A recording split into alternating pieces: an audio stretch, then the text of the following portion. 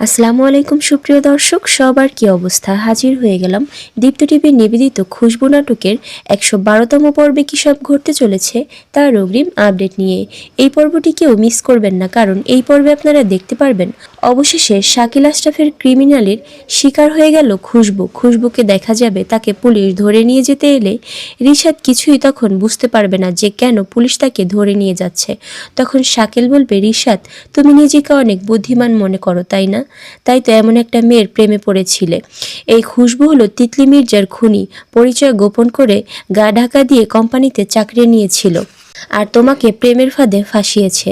ওকে যতটা ভোলাবালা সহজ মনে করো, ও তেমনটা না। তোমাকে যা কিছু বলেছে সব কিছুই ওর সাজানো নাটক। একথা শুনে রিশাদকে দেখা যাবে সে খুশবুকে ভুল বুঝবে।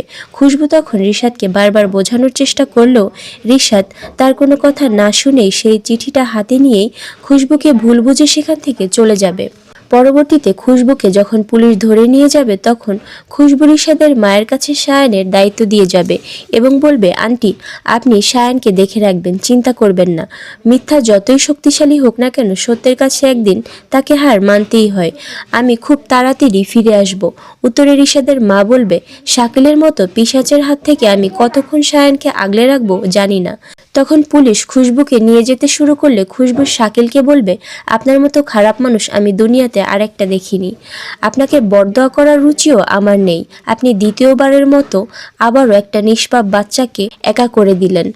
আর অন্যদিকে আপনারা দেখতে পারবেন খুশবুর বাবা যে রাজীব নামের মদ ব্যবসায়ীর কাছে মদ বিক্রি করতে এসেছিল, সেখান থেকে তাদেরকে পুলিশ ধরে ফেলবে আর তাদেরকে থানায় নিয়ে আসবে। তখন থানার কর্তব্যরত সেই পুলিশ অফিসার খুশবুর বাবাকে অনেক আজে বাজে কথা বলবে।